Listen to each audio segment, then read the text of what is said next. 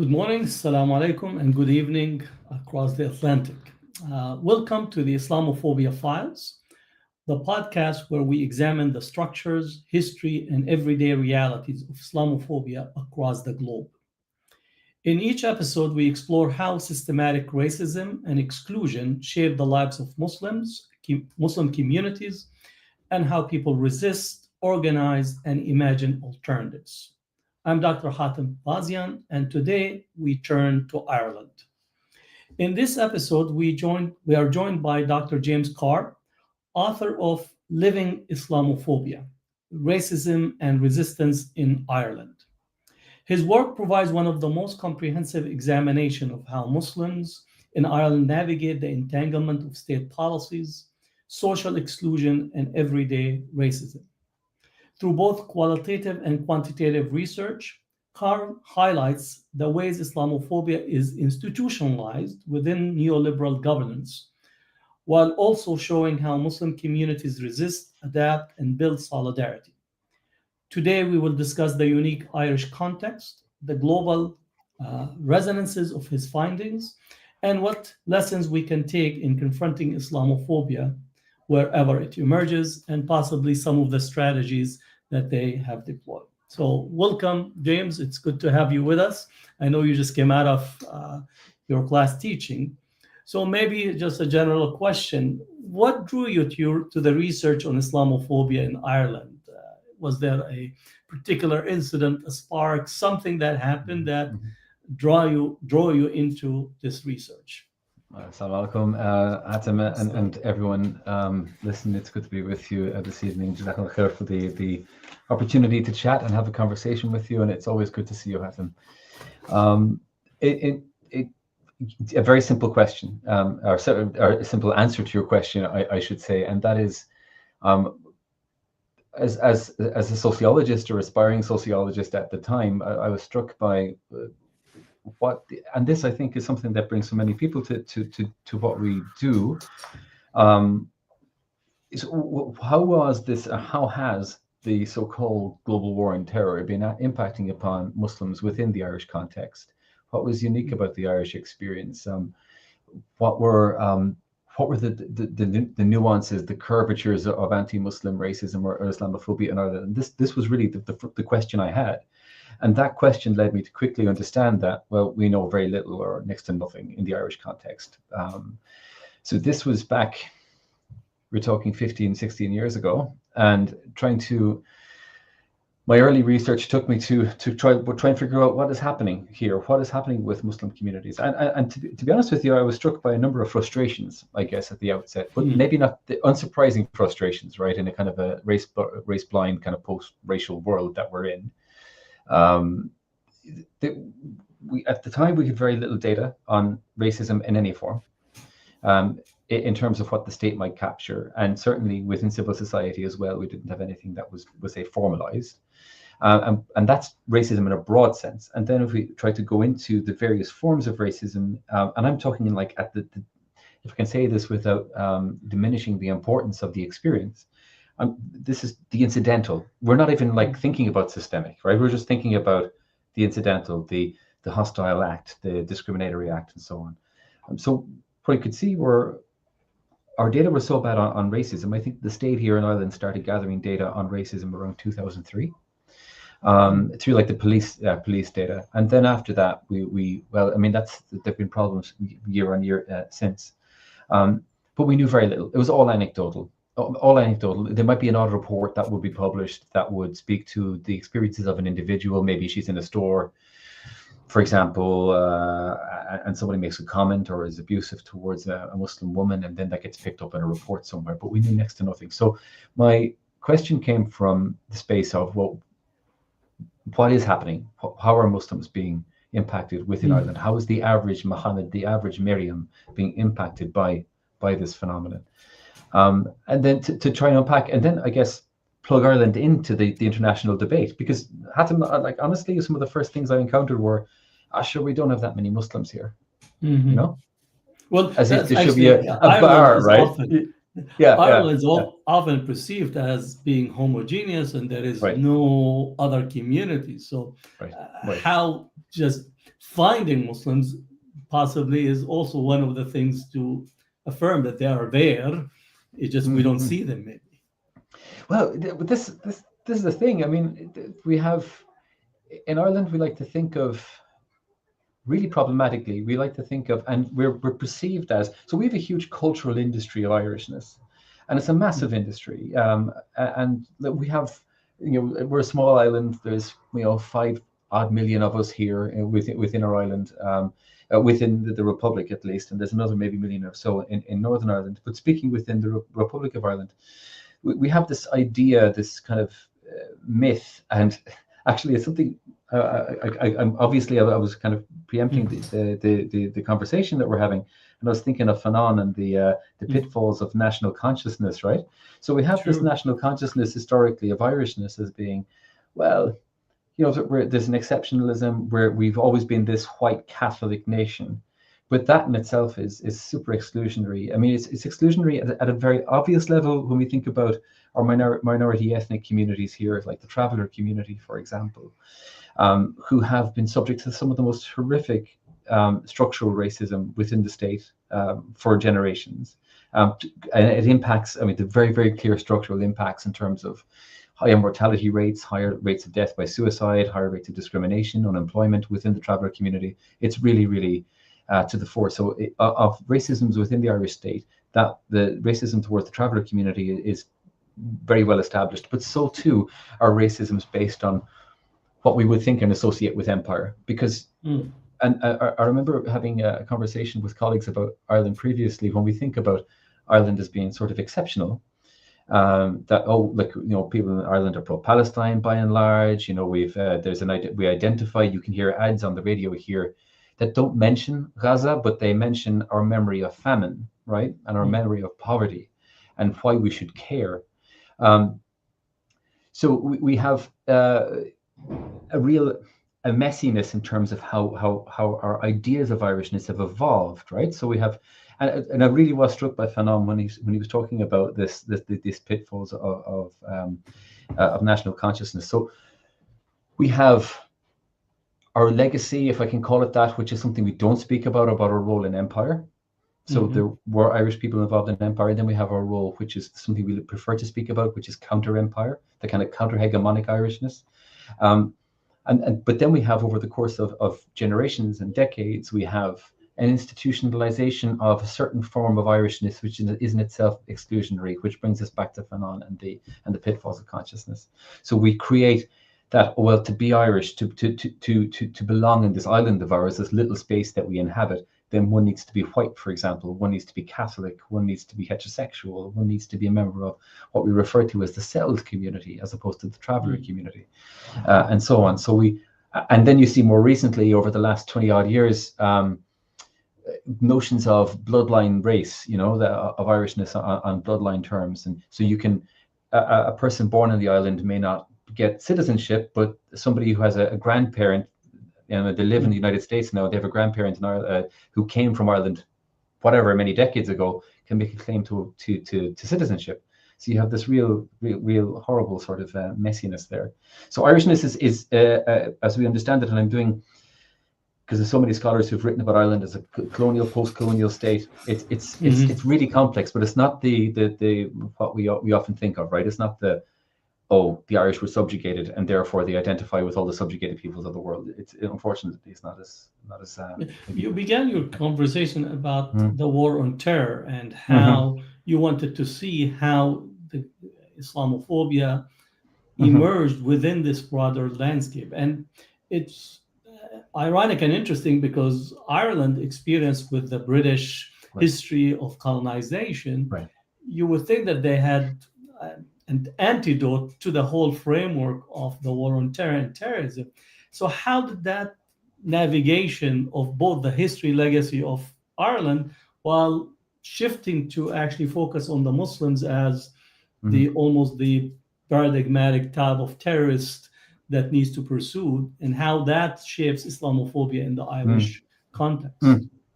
Well, and this is again one of my the early kind of work I was doing. People were saying, well, it's not an issue here. It's not going to be a problem here. But that's really devoid of our recognizing our space within the global Anglophone space, right? And the global Mhm. Anglophone space is so dominated by these tropes of Muslim as ABC, right? And these negative imagery. So it pervades and it feeds into the Irish, the understanding that people within the island can have of Muslims and Muslimness. So, and this, what really struck me actually doing my field work. So I've done a number of big studies over the last 10 years, 10, 15 years. So the first one I had about 320 odd people take part. That was run my PhD study. So that was back 2010, 2013, finished that one.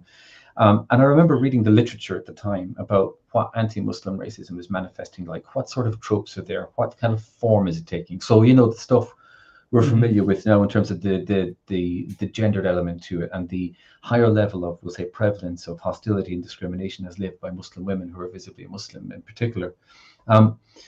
So I knew all that was in the literature, and I'd seen the comments that were being used towards Muslim people in the Australian context or the Austrian context or the United Kingdom or the British context. And when I was doing my fieldwork, I was seeing the same tropes arising, the same terms being used towards somebody, calling someone Bin Laden, calling a Muslim woman Bin Laden's wife, for example, or the statistics, which my own statistics demonstrated that Muslim women were almost twice as likely to experience discrimination than Muslim men, and hostility at some, my data about 1.6 times more likely to experience anti-Muslim hostility. The nuanced differences were around, for example, if somebody was somebody who had converted or reverted to Islam, a white Irish Muslim, someone like myself, for example, would be seen as a traitor. We've seen this in other contexts as well. But the dimensions or the parameters of who becomes a traitor then were around, well, why aren't you Catholic? What was wrong? You know, to be Irish, you have to be Catholic, which brings us back to that framing of the white Irish Catholic and so on, and what's deemed to be associated with Irishness. And just to say, the ideas of, and this is the real legacy of colonialism as being a colonized people, is that when you're colonized, as people know, as a people, we got Albert Memmi's work talking about how we're constructed as being kind of devoid of intellect, as being these sort of subhuman species. The counter to that within the Irish context, as in others, is the creation of a sort of a mythical people, mythical history, right? Of, look, we're actually not that. We are, you know, the land of saints and scholars is the thing people refer to, right? So we have a rich history of musics, of art forms, of culture that we invoked in the face of being stepped on all the time. But it's that then that can become, unfortunately, that's where that pitfall comes back in again, where we start seeing it becoming exclusionary later on. Now, you began to identify some of these tropes that are present both in the Irish context as well as in Europe. Now, how is the anti-immigrant discourse that now is prevalent across Europe is also shaping some of the responses, the discussions about Islamophobia and the Muslim community in Ireland? And this is the thing, it is, we see the same patterning coming through. It's this collocation of Muslim with migrant. I mean, I can just say unvetted men, right? You know, we've seen this, this is the key thing for me. It's, these discourses travel, they're so fluid, and we see them being appropriated by the far right within the Irish context, which is exceptionally close and exceptionally similar to the far right in the United Kingdom context, which is connected with the far right in the United States context, which is, so one of the things actually, it's kind of a slight deviation, but just to kind of show the messiness of this, there was a study done recently by on online myths and disinformation within the Irish context, and over 50% of the activity came from outside the island of Ireland. Now, we have a huge diaspora, and a lot of our diaspora in the United States, I think they figure is the guts of 70 million people who would claim Irish diaspora status, for lack of a better term.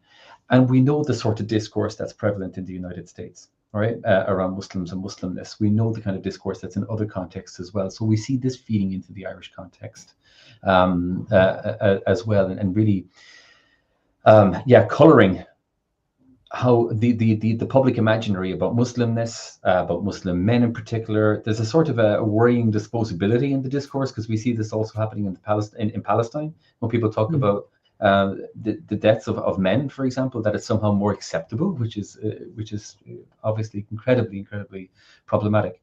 So the idea of Muslim as alien, if I can use that provocatively, is as present in Ireland as it is in other spaces.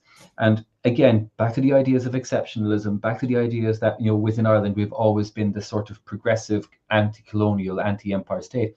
We have had, you can go to the literature, it takes you back 100 years, and you can see groups who are identifying with Mussolini's black shirts, with Mosley in the United Kingdom, and others. So we're not as maybe we would like to think of ourselves sometimes, you know, as a state, as a progressive state.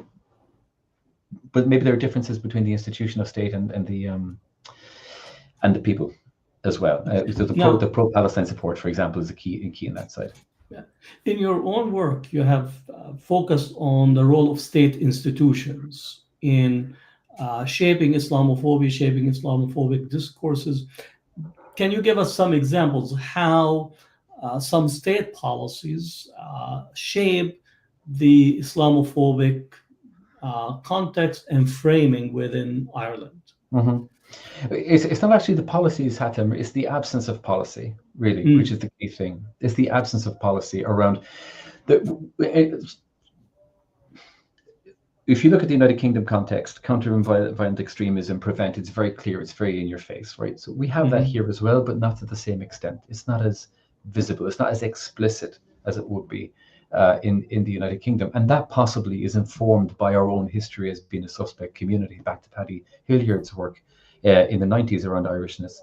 But within the institutions around, when we look at kind of challenges, like in policing, is a clear picture of who should be targeted, surveilled, identified, who is pulled from, let's say, the bus, the train, where the police. Totally. So we have all that, and we have again in my own research where we pick up where, you know, the police, the stop and search, you know, the stopping of cars. The one clear example really jumps out at me where there was which just locates Ireland within this broader context, is where you have a guy who's driving with his wife. He's a Muslim guy, South Asian background. She's an Irish white Muslim woman. They get pulled over because he's on his phone, right? He shouldn't be on his phone. He's like, okay, I shouldn't be on my phone. And the police officer, the conversation goes to, what are you doing here? Where are you from? What's she doing with you? So there's all this suspects about her and him and so on. Within the kind of counter, like the anti-war movement, for example, again, we have the same thing where you have Muslim people who will be singled out at, maybe if there's a counter-war protest around the Iraq War, for example, in 2003. Again, it's the Muslim person who gets singled out and not everybody else when there's a huge protest against the war, and asked questions such as, have the allegiance to particular entities that are associated with the Middle East, for example. So we have those policing practices, which in and of themselves may not be informed by specific institutional policies, but are informed by social realities, which are the social context wherein Muslim and Muslimness is constructed as that suspect identity. So we see that happening in police practice, even if it's not explicit in policing policy. There was one policy piece that was published in 2017, which I found interesting, and the only reference to Muslims in that whole document was around Muslim youth. And it was Muslim youth in the context of radicalization. There was no reference to Muslim youth in kind of supporting Muslim youth in the context of racism, for example, and so on. And again, there are other pieces of work that might speak to police being quite heavy-handed with minority communities within the Irish context as well. And there's a sort of a transfer or a kind of cross-pollination between migrant Muslim, as we know, and those deemed who don't belong to Irishness. So if we have buses and others transiting from Northern Ireland into the Republic of Ireland, the person who gets stopped on the bus is the person who is black, brown, Muslim, and not the white person by and large. But the piece about, for me, one of the biggest problems has been the recognition of the racism as an issue, and this brings us back to Ireland as being one of those post-racial states, and this very sort of neoliberal state where, you know, they look, we're not going to kind of make too much of a big deal about racism. It's not a big deal here. Sure, there aren't that many people here, And for those people who are here, if they need to have any supports, well, they can find that from civil society. We're not going to engage with it. Maybe I could step a little bit, like back a little bit, Sure. in terms of recognition. So you use the term Islamophobia in your work. Mm-hmm. At the state level, is there any recognition usage of the term in any way or form that could shape at least the recognition of the problem of Islamophobia, or is there other terms that are being deployed in the Well, discourse relative to Ireland? yeah. Well, the Islamophobia, I tend to use anti-Muslim racism more often because in a pedagogical sense. It's not for me, it's not a preference in terms of term, but it's like what the term can do. And I mean, there are different arguments for and against all that kind of thing. Even if they're using any of those two terms, yeah, absolutely. In terms of recognition. Yeah. There has been use of the term Islamophobia we had a national action plan against racism over 20 years ago, and we saw Islamophobia mentioned in that. We saw, but nothing materializing out of it. In the most recent national action plan, which I'm actually on a committee that's around the implementation of this, we see Islamophobia being mentioned as well, or anti-Muslim hatred possibly. But there's one of the issues we face here when it comes to fighting racism and other forms of exclusion, I would argue, is that we're great on policy. You know, as one of my let's say colleagues from civil society put it once, we're policy rich, but we're implementation poor. So even if we have, I think we like to look good. I think we like to look, we're the progressive European state.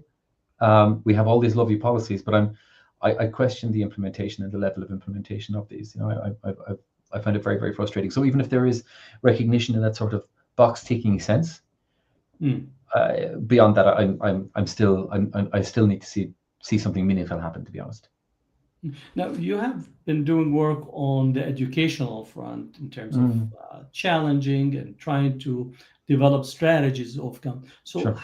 How some of your work, what are specific tools that you are deploying, maybe pedagogically, structurally, how you are navigating this, and is there any receptivity for the strategies that you are using? So what I've been trying to do is to come at this from I come from a critical race perspective, and ordinarily we're quite cynical, quite critical of approaches that engage with state actors, and quite also, let me just kill something that popped up there. Also quite critical of the idea that we can just train racism away, right? So that's kind of a terms and condition piece here, right? So I'm very, very much aware of the limitations of the approaches that we've been doing. But what I tried to do in previous work was around, identifying what the state could do around recognizing anti-Muslim racism. And one point actually that you mentioned is that now the state, at least on their police recording system, has a recognition of anti-Muslim as a category, right? So that's one little win. If I can say that the research has informed that little win. I don't have a big enough ego to see that was my influence. But at the level of working with local authorities within the Irish context, so working with a selection of cities and the local authorities within the cities, what I set out to do, because it came up in the fieldwork with communities previously, was that the housing sector was an area where Muslim people were finding it difficult to access housing, but also as with a lot of people within Irish society, we have a huge problem in terms of access to housing, as in other states as well. But also you have the added layer of discrimination and exclusion that goes with it. Or if you're living in a particular area, maybe being more exposed to experiences of hostility towards your home and towards your family. So we engaged with local authorities to try and create a couple of different campaigns. One of them was about working with local authority staff to create to find out, number one, what sort of stuff they were doing around anti-racism with staff. And what we could see was that there was, I would say, kind of, again, box ticking type of stuff. You know, you might do your anti-racism training online. It takes an hour and a half, and, you know, it's on MS Teams or something, right? You know, nothing really effective. And also something that was very much based about the interpersonal, as opposed to thinking of interpersonal, institutional, structural, and systemic. So it's really just, it's incident focused, yeah? And it's the few bad apples type of approach, I think, by and large. So we set out to create an evidence base of what were people doing, what were they within local authorities. So we engaged with about 69 staff within 7 local authorities, and we also engaged with just under 200 Muslim people in the same area, the same footprint, to develop resources. And the resources, there were 3 sorts of, 2 main campaigns that came out of it. The one was around training local authority staff. And to train them about racism, not as an incident, but to train them with racism as a social process. To train them of racism being systemic, structural, and so on. So people could see where this is coming from and identify the politics, I guess, that's happening underneath that, that process. But also to support staff who, I think, different states in different contexts, right? So as a given, but the state within state institutions, there are opportunities that we can find people who we can work with, who can try and do some positive things in this context, as opposed to not engaging at all. And I understand why some people would not engage at all. But we certainly engage with staff within local authorities who are really willing to try and inform change, and even with elected representatives as well at the local level. It's a different dynamic than the national level, much different dynamic than the national level. Maybe less politicized, to a certain extent. So we worked with the staff to do this. We created the resources for staff as well. So we gave them the tools they need to support people when they experience racism. So we actually created those. We engaged the project I worked with. We worked with 3 civil society organizations as well, to create the resources. And in addition to creating resources for staff, training for staff within local authorities, we also created public awareness campaigns for Muslim communities, because we wanted to build this bridge between the local authority and the local Muslim community, created awareness amongst the Muslim community, the communities around the different cities, of how to report racism, by creating, using a counter storytelling method, again, coming from the critical race perspective, of using images to shed light on, well, look, you're not the only person who's experienced this, other people have, and there are ways you can get resources or supports for this kind of thing. So we created the public awareness campaigns around that for the communities, and we also created, working with the local authorities, what we called Salam community engagement platforms. So these platforms, incredibly difficult to maintain, because it's like you're trying to nurture something that people aren't familiar with participating with, and people have lives. People are doing things. They've got kids, they've got work and whatnot. But working with Muslim communities in the same areas, the same cities we did the work, we created these community engagement platforms that plugged into the local authority framework for communication, to try and build a connectivity with them. And again, then to make the presence of Muslim communities more active, more visible, I guess, is for lack of a better term, within local authority structures. How receptive is the Muslim community, and what strategies themselves you're engaging with them? What strategies, what tools is there? Are there methods, approaches to collect data from them? Is there an open relationship between, on the one hand, the academic, then the community, and then the local governments? How is that navigation taking place? Is the community receptive? Are there challenges that are faced? Maybe think of, is there sufficient resources or the lack of resources? So what does the picture looks like from the community level? Yeah, it's very challenging, Hatem. It's very challenging, because you're maybe just in the United States, you have, let's say, institution like Carr, Council on American Islamic Relations. You have Shura councils that have various. You have ICNA, social justice organization. You have a MAS, Muslim American Society. So you have all these institutions. Is there similar type of an infrastructure, or is it at least isolated, not yet structured in that way? It's isolated, but I would say somewhat growing. And it's been more centered around, for example, we have groups such as Muslim Sisters of Era, which is a women's group who do a huge amount of work for people who are homeless in Dublin City, for example. They've now branched out into other cities in Ireland, and their work has really been about responding to the needs of people, particularly through that sort of philanthropic and charitable sort of space. So working with people, working with providers who might be restaurants and so forth, to try and channel resources to people who really, really need it, and support people in housing and advocacy for housing. Similarly, we have another group based in Dublin called Amal, who, again, similar sort of work, particularly work with Muslim women, but not just with Muslim women. So one of the things we did with Salam was try to connect some of these groups together. They're already doing it anyway. They didn't need us to do it, but it's how do we bring more people into this kind of picture? So we have groups doing it, but not doing it specifically about Muslim communities and Muslim community rights.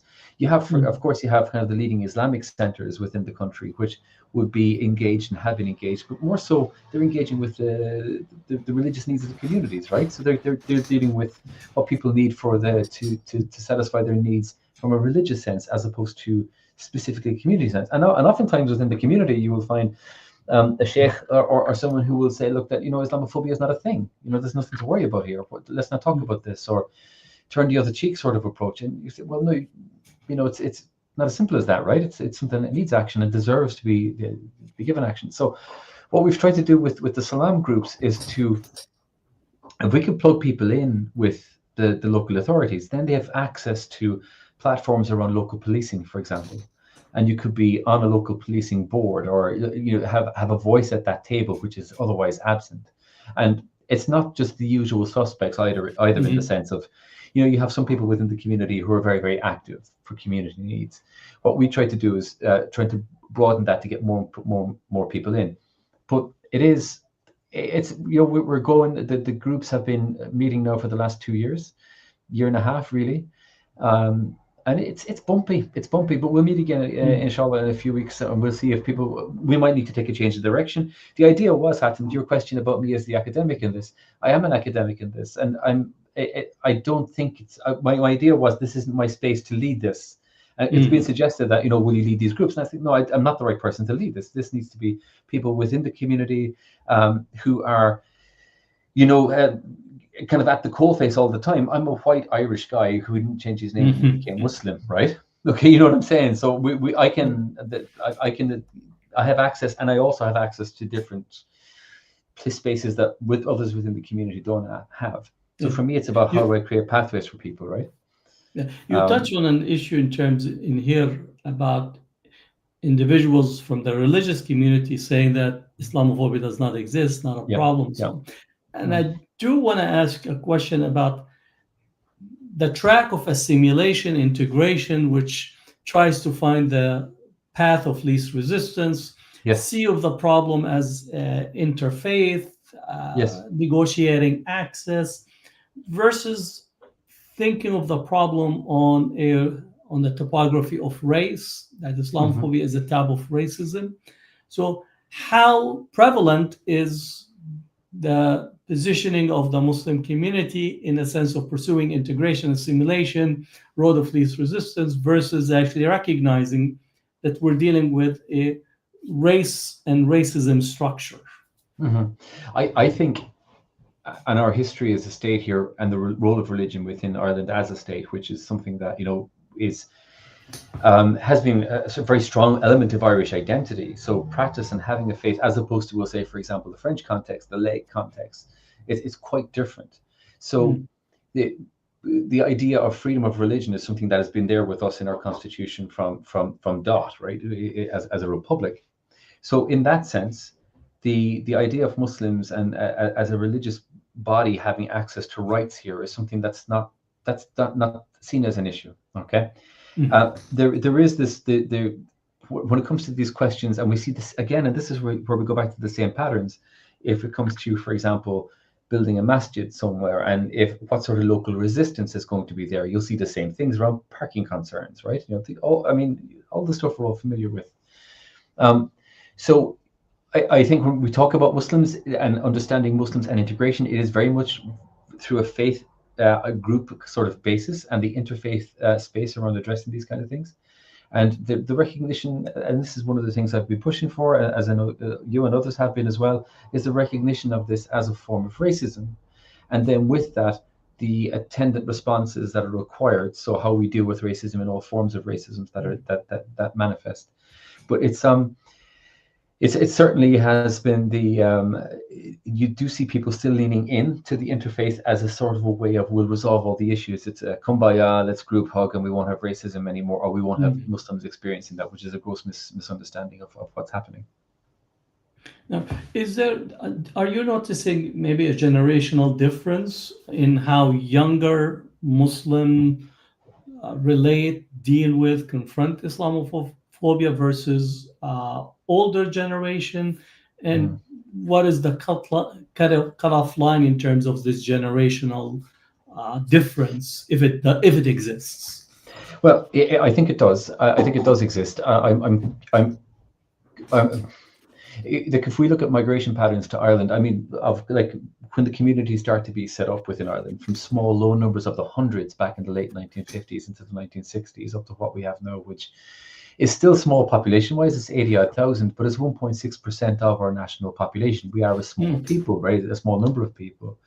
Um, I'm losing my train of thought now, and this is where my teaching kicked in In earlier on. terms But of the generational, thank you very much. yeah. I think there is a growing within second, third generational Muslims here of, well, this is my state, right? This is where I'm from. I will be politically active here. I want to claim those rights that are on offer to people. I don't want to. That maybe sounds maybe too positive in the sense that I know that there is also a need to create. When you speak with Muslim youth, and I'm speaking with 3 or 4 young Irish Muslim guys, and they don't see themselves as Irish, right? So Mm. they're born here, they're raised here, their parents have been here for decades and decades and decades. And parents might even have been born here as well, and they'll identify as themselves as Muslim kids. Maybe they might identify with their parents as Iraqi, for example, Malaysian, whatever it Yeah. might be. But they're not seen. They see themselves as different to the Irish kids, which is an interesting thing. Mm. So there's identifying as Irish and Muslim, and these not being exclusive, is something that's still developing, I think, within the youth here. But then you have, I think, others who are quite clear in claiming, look, okay, when parents or grandparents came to Ireland, it was about setting up the halal shop, it was about setting up the masjid, it was these kind of things. But now you're talking of, I remember with one woman in my field work, and we were setting up these groups and was saying, well, look, I'm from the city, this is my city, I want to be, my council should be doing this. It's not a case of, Mm. oh, please, will you do this for us? No, this is my city. I pay my taxes here. Why aren't you doing this? But we see growing political participation in like in running for election and so on. It's still predominantly Muslim men, and maybe they're not identifying as Muslim men who are going for the actual Mm. electoral process. Now, in terms of the Muslim community makeup, Hmm. like how does it look like? What are the makeup of the community in Ireland? Maybe when did it arrive or Mhm. begin to set up its foundation? Uh, Maybe that also can help in identifying this distinction between younger generation, older Sure. generation, and Sure. the Yeah. sense of belonging. Well, if we look at, as I was saying, if you go back to kind of late 1950s, like prior to the 1950s, of course there were Muslim people here, but to think of Muslim reductively as a community for a moment, there Mhm. was the structure, wasn't infrastructure there. We see from the 50s and into the 1960s and 70s, we start seeing, particularly kind of the late 70s, early 80s, establishment of like kind of larger prayer spaces, like for example, the converted church into to being a mosque, for example. The population starts off in the low 100s. We see people who are Malaysian background, South African background, predominantly students, coming to Ireland to study medicine, really, and Mm. studying here in the Royal College of Surgeons in Dublin, in particular, and then some people staying, marrying people who are Muslim, non-Muslim, and staying, and then having families and setting up here. If you look at the numbers back around the early 90s, numbers of the community were around 3,000 odd, right? 3,500 people, really, really small. And Mm. then we see obviously with the war in the Balkans and other parts of the world, we see more people coming to Ireland, seeking refuge here from a Muslim background. You see trade deals with Muslim majority countries as well. So you see a flow of people. So actually, like the early days of the Muslim community here were predominantly of, if you take it back to those educated classes, you see people who are mainly kind of middle class, right? And then, and actually, an interesting dynamic is, which I've encountered in the past, was when you see people coming from conflict zones who are Muslim and then becoming part of the community, you'd have people from the established Muslim community maybe saying, well, you know, they're not the same as us, right? Different class basis, and so you have those dynamics that we'd expect, right, that happen within there. Well, many people in the Muslim community don't want to recognize class. Yeah, right, but so that category as a whole, that's a different discussion altogether. Totally, and it's but it's there. I mean, in the sort of interactions that people talk about, and the same around race and racism within the masjid. I mean, we also would hope that wouldn't be a reality, but unfortunately it is. So. And then we see that the community is really, really growing, as I said, over the last 25 odd years, 30 years. The community is growing to what they are now, quite diverse, quite a large South Asian Irish community, Pakistani community here. Over half of the community, about 56% of the community would have Irish citizenship or maybe dual citizenship as well. And of course, you have Irish-born Muslims, right? So you have people who are born here or Irish who've they've always been Irish. This has always been home. On top of the number of people who converted to Islam, which we don't have data on, which is something I would love to get data on, but we don't have. But we also have a mix. I mean, you go to the United Kingdom and you have, the for lack of a better term, you have the South Asian mosque or the Pakistani mosque, or you have the African mosque, right? That's only starting to happen here. Normally here, the masajid are much more mixed. It's only over the last maybe 7-8 years you start seeing people saying, well, this mosque is more associated with Pakistani community, or this one is more associated with African communities, if I can say that. So it's become more, I think the communities are that sort of silo effect is maybe starting to happen, but I'm not so sure. The masjid I would kind of visit most regularly when I'm not on campus is really diverse. Really diverse in terms of community, from European Muslims, African Muslims from across the African continent, to South Asian and so on. In terms of demography, the community age-wise is quite young. It's younger than the national average. Now, the exact figure escapes me off the top of my head, but it's younger than the national average by some way. And also the educated status, people having university degrees, is higher than the national average as well. So it's a dynamic community. I would say it's a young community overall. It's a community with so much potential, and we will see this kind of more and more, I think, come to the fore in the political and activist space. So a lot of people might be active in the kind of the charitable sense, but not in the political sense with a big P, if I can say that yet. You said it's about 1.6% of the population in there. Now, are you seeing from the general media discourse, political discourse, the focus on the displacement theory, that we are being taken over? Is that present as the discourse in the UK with the emergence right wing, these protests? Is the displacement theory, this construction of the Muslims are taken over, the anti-Sharia discourse, how specific in terms of the themes as it relates to the UK, Europe, the United States, or is some other distinctive features that we're seeing? We have the same themes, Hatem. It's we had the identitarian movement here. We had Pegida try to form here. We've had groups who identify themselves as being identitarian, even if the actual formal group isn't here anymore. In the sense, we have the people who protest about Sharia in Ireland, and it comes. So you have some very fringe elements, right, who will be speaking this kind of discourse. It's not mainstream.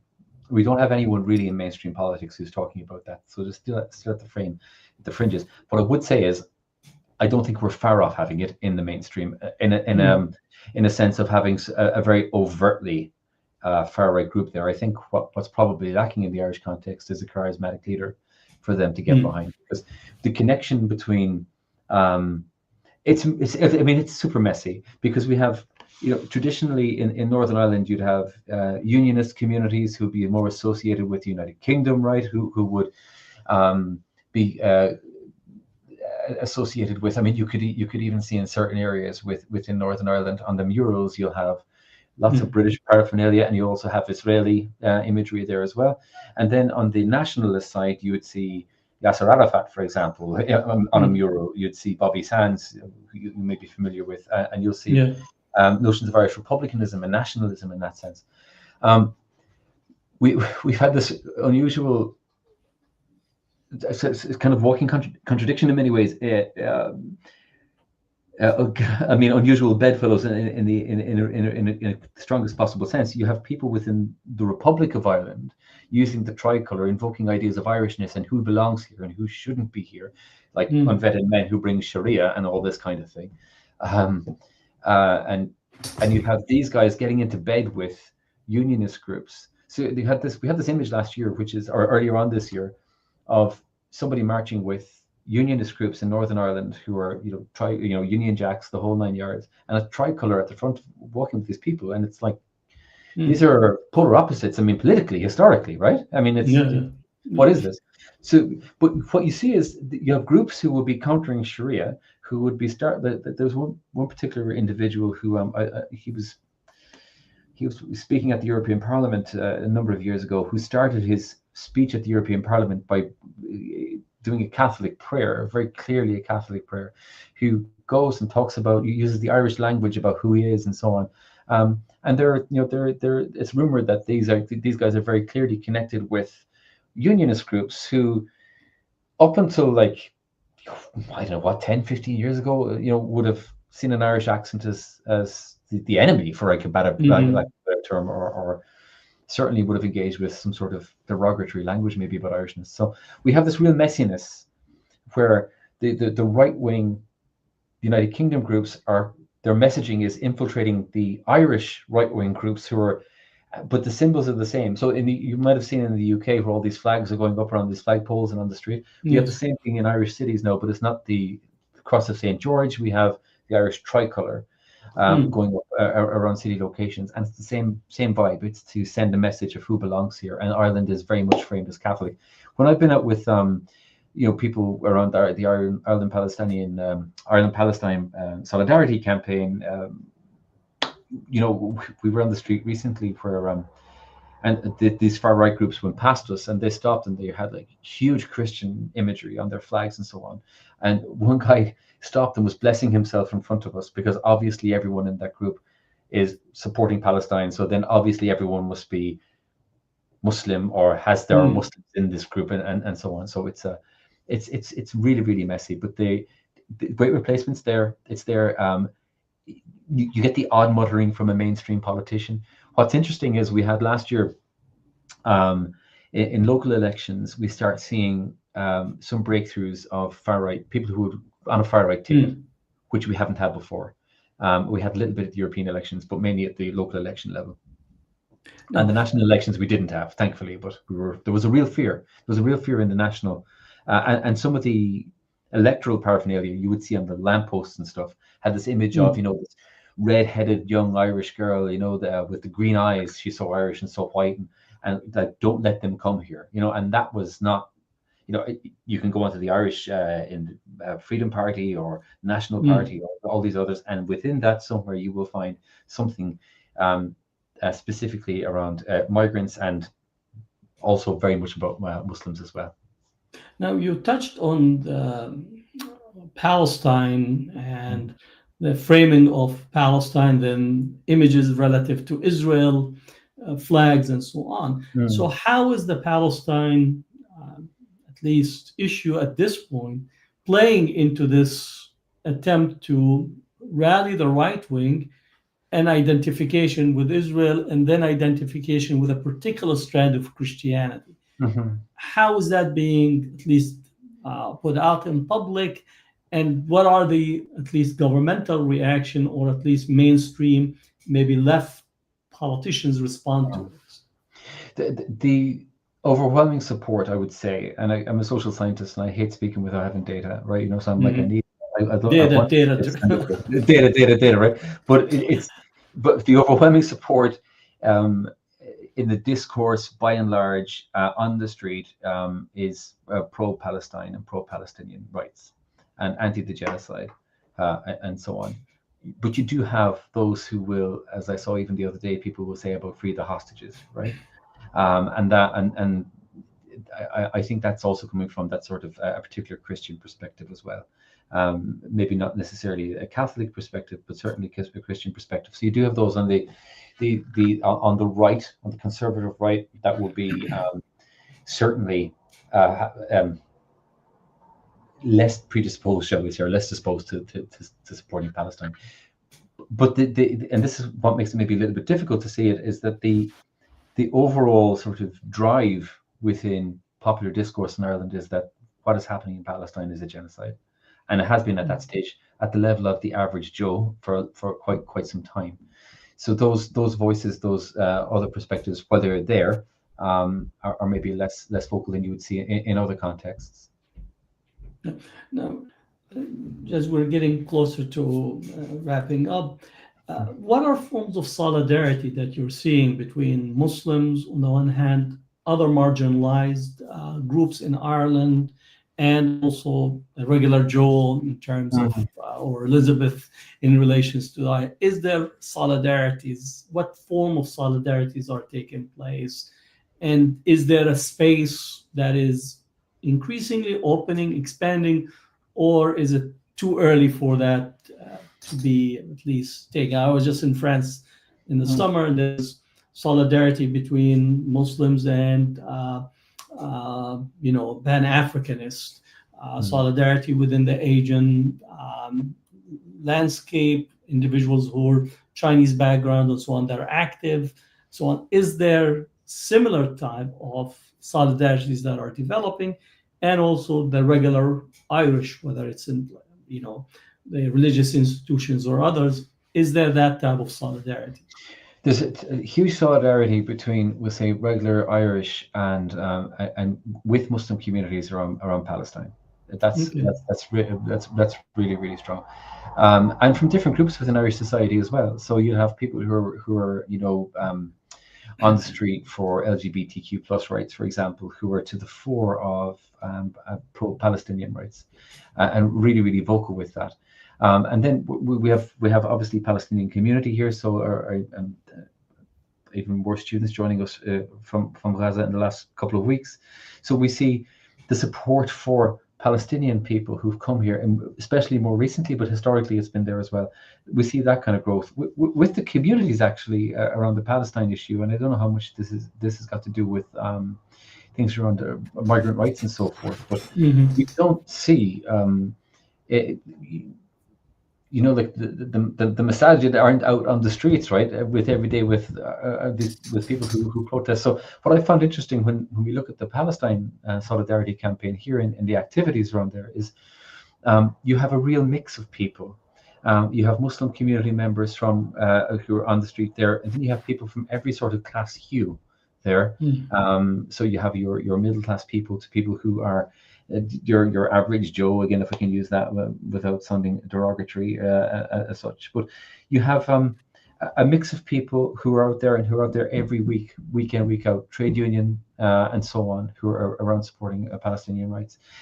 And in the past, when groups such as the likes of the Pekida types, when they tried to rally against Muslims in Dublin, they were confronted by people who were coming from the left, people who were coming from the trade union movement. They were coming from people who were in the anti-racist movement. And again, as a broad church, if I can use that term, of people within the communities who have faced racism and who understand what it is and want to stand and face this down. I like our history plays a huge role in what we do. The history of famine, as I mentioned to you, the terms and conditions and stuff that happened with famine here, the memory of famine, I'm not sure we've actually dealt with. So I think when we see what's happening in Gaza now, I think it really profoundly resonates here with people. Also, history of being policed. I remember once being on the street doing some petition signing for something, and was around Guantanamo, and some guy made some comments. They should all be shot, right? And so I just put it to him: would you have said the same around the Guildford Four? And this Yeah. guy stops and he says, well, actually, when you put it to me like that, so it's like how we bridge this sort of. We're faced with the pervasiveness, though, of the trope, right, of the Muslim holiday. And it's so pervasive, and that's it's pervasive, and it's so transnational, right? It just spills over, and the stuff you see in the Anglophone space in the United States, we see it here. Whether it's bought by everyone is another thing, but it's certainly pervades. Now, in terms of the work and research on Islamophobia and countering Islamophobia, what are the most urgent areas of change, of possible projects, programs that are needed to at least confront Islamophobia in the Irish context? Like if somebody tells you have all the resources at your disposal, what are the things that are needed for us to make a major push and a change in dealing with Islamophobia in Ireland? Some of the things that we need to do, I don't think we can be actually done at the level of a nation state, and that is how we challenge that sort of ecology of mis and disinformation, and how pervasive it is. It's just so difficult. But I think in most states, and because of what we're dealing with, what we failed is at recognition, and the recognition of the phenomenon actually existing. And for some states, that's a political decision, I would say, as opposed to something that is a failure, to simply see this as being the case. We need to work at, if we are to engage with the state, we need to engage with the state in a way that is where it is an honest actor in challenging the racism. But unfortunately, those people who make the decisions here don't come from the context of experiencing racism. If you talk to somebody here about systemic racism, and you say that we're part of a racist and a racialized society, then they're going to think you're calling everyone racist, as opposed to, so we're at that level of just recognizing what racism is, number one, and then recognizing Islamophobia within this family of racism. So what I would like to do is, if I could take the handbrake off, would be to try and generate that sort of critical consciousness to draw on Freire across the political class, that this is what this is, and also invoke our history of having experienced those same racisms ourselves, to the effect that they've had on us, and to recognize what they're doing to people now. Now, what lessons can activists, policymakers, educators outside of Ireland take from your research, and what reading recommendations on the specific context of the Irish, aside from your work research, which we will recommend? Of course, right? Thank you. Lessons that you think we could learn, because again, we're trying to build a critical mass of ideas, of thinkers, theories, approaches, because the phenomena is global, and each context can provide us some salient lessons that could be possibly shared and understood. Well, I think the first one of the key learnings that came to me from this work with the Islam work, the most recent work, and even with the previous piece, when I say to you kind of about the policing, and anti-Muslim being recognized, like there were conversations I had back then with people in the police about terminology, and what might work, and so hopefully that paid some dividends in that sense. I find it frustrating sometimes, when we're doing this kind of work and we say, look, we can't engage with the state whatsoever, and if we do this, what we need is a complete change from the capitalist system to something that's more human and humane. And at the same time, we're faced with people who are experiencing horrible exclusions right now, right? So what do we do? So we kind of have to engage with state actors, and they kind of have to engage with us as well, from the academic and civil society space to help improve systems or change systems that they're working within. I remember reading work from within the French context, for example, about engaging at the level of the municipality as opposed to engaging at the level of national government. and some wins that can happen there. Again, eyes open, right? So you're going into the space with your eyes open and doing it. But there are opportunities within these structures that can be accessed. I've had some failures, a lot of failures of people not working with me on this, but I've had some successes as well, and the successes have managed to shame people in other people into doing stuff. So for those who are in the policy space, in the educational space, there's I think there needs to be an openness to engage with people who are talking about racism in the sense of talking about it as a systemic phenomenon, and not to be kind of hesitating that, it's just all critique and no kind of results. What's the word I'm looking for? No sort of positive outputs that can come from it, I guess. Yeah. But I just, I feel that when I'm doing my work, I have to do some form of engagement, and even if we can make some sort of minor change, even if it's just some form of recognition of anti-Muslim racism as a racism, then that could then leverage into some policy change maybe later on down the line for some people. Now, I know that you have, at least from the material that you presented in different conferences, that you had developed a series of materials to actually provide training and provide some at the levels, again, at the local level and so on. So how successful was the material that you deployed and the trainings? Because I think the case and the success, that's how I saw it, of what you have developed with the people that you're working with. I thought it was very effective. So maybe you could share some of that experience. Yeah, sure. And actually, it's gone on to the point now where it's so. Like, I know what I can do, and I know what my limitations are. I know what my skills are. So when we developed the anti-racism pieces with local authorities, we worked with two partners who happened to be two Muslim women, actually, they were the best people for the job in this case. We were a public institution, so we went to tender for it, this kind of thing. But the people we worked with both happened to be Muslim women. We developed training with them. And then there was a case of, okay, as an academic, I can go so far with this. No, I can't go out and train local authorities about anti-Muslim racism because I have the academic stuff, right? So working with civil society organizations, we trained up about 20 Muslim people to become trainers for this anti-racism training. So what has happened since we would have even spoken in the early summer is we've seen these Muslim people from around the Irish country who've been trained as trainers on this have now gone in or are going into local authorities to deliver the training. Because I'm at a remove from this, I can't tell you how many they've gone into, but I just met someone the other day who was saying, they're going into Galway City Council soon. So it's doing what I was hoping it would do, which will become self-sustaining. And also will become self-sustaining in the sense that the people who deliver the training as volunteers, actually, they don't do that for nothing because they're giving their time and their work, right? And but similarly, it's civil society led. So the civil society organizations now are the ones who give the training to the local authorities. They do it on a cost basis, at least it should be on a cost basis. You value something when you pay for it a lot of the time. And so it becomes a way of supporting civil society organizations as well as a form of revenue stream. At least that's the whole idea behind this. So it's becoming successful. It is sustaining itself.